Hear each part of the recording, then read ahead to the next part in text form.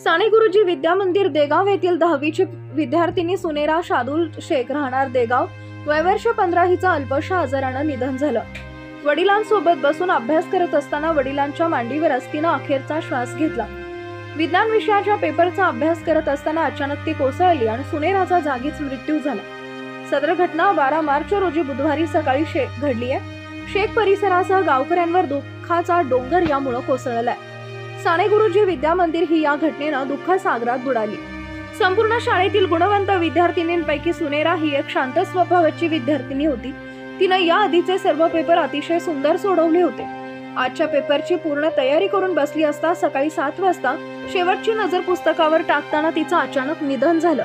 तिच्या पश्चात आई वडील 2 भाऊ असा परिवार आहे। शाळेमध्ये शिक्षक आणि विद्यार्थ्यांनी तिला श्रद्धांजली अर्पण केली। या घटनेनं शाळेतील सर्व मुलं मुली भावुक झाले होते। विद्यार्थिनी गेल्याचे दुःख शिक्षकांवर तर मैत्रीण गेल्याचं दुःख सर्वांच्या चेहऱ्यावर दिसत होतं। अनेक जण ओक्साबोक्शी रडत होते।